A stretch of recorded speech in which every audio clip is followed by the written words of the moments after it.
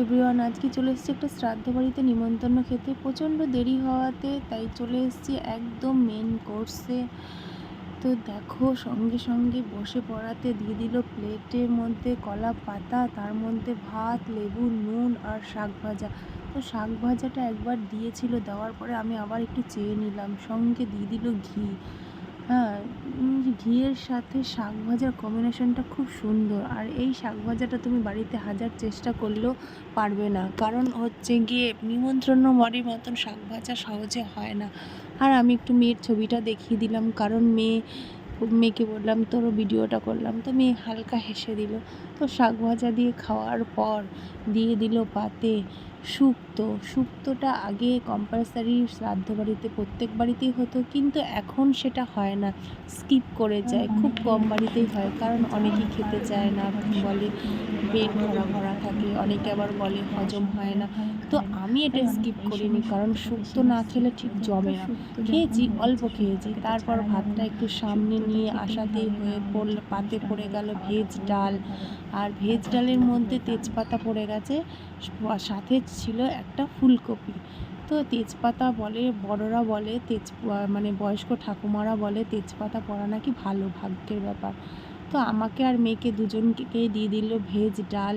আমরা দুজনে লেবু দিয়ে ডালটা মেখে নিলাম। আর ভেজ ডালে লেবু না দিলে ঠিক জমে না। আর সাথে দিয়ে দিল বেগুনি। ভেজ ডালের সাথে বেগুনি, আহারে কি সুন্দর, খুব সুন্দর হয়েছে খাবারটা। তারপরে আস্তে আস্তে দিয়ে গেল পটল চিংড়ি। আর পটল চিংড়িটা দেওয়ার পরেই আমি বললাম যে আমাকে একটু চিংড়ি মাছ বেছে দাও, কারণ সবার তো খাওয়া হয়ে গেছে। তো উনিও দাদা আমাকে দিয়ে দিল। আর সাথে মেয়েকে বললাম আমার ভিডিওটা একটু কর, আমি তো ধীরে ধীরে করছি। ও বললো ঠিক আছে দাও, করছি। তো আমি আমার ভিডিওটা করে দিল। আর কে কে চিংড়ি মাছ লাভার, আমি তো খুব চিংড়ি মাছ খেতে ভালোবাসি। তো দেখো আমার পাতে কতগুলো চিংড়ি মাছ পড়েছে।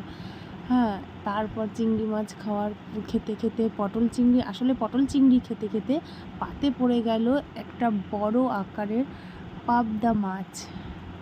তো পাবদা মাছটা আমি খুব একটা ভালোবাসি না, আর আমার মা তো ভালোই বাসে না, তাও খুব পাবদা মাছটা টেস্টি ছিল। তো আমার মেয়ে দেখো খুব সুন্দর খাচ্ছে, কারণ পাবদা মাছটা আমাদের ভালো লাগে এই কারণেই, যে কোনো মাছ এই মাছে একটাই কাঁটা থাকবে, আর এই মাছগুলো একটাই কাঁটা থাকে, তাই আমরা মাছটা ভালোই বাসি। মানে অতটা যে টেস্টি সেটা নয়, কিন্তু ভালো লাগে যেহেতু একটা কাঁটা আছে।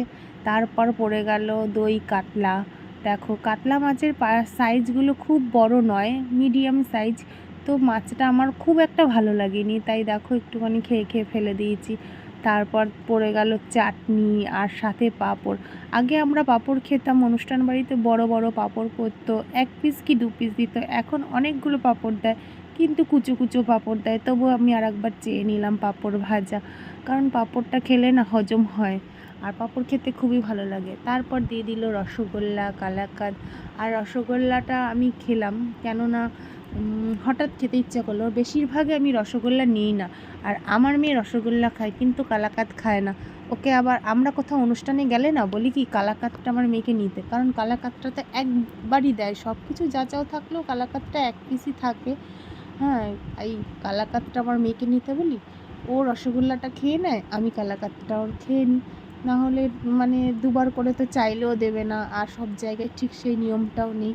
তো এইটুকুই রইলো খাবার। তারপর বাড়িতে এসে মেয়ে একটু ঢং দেখালো ক্যামেরার সামনে।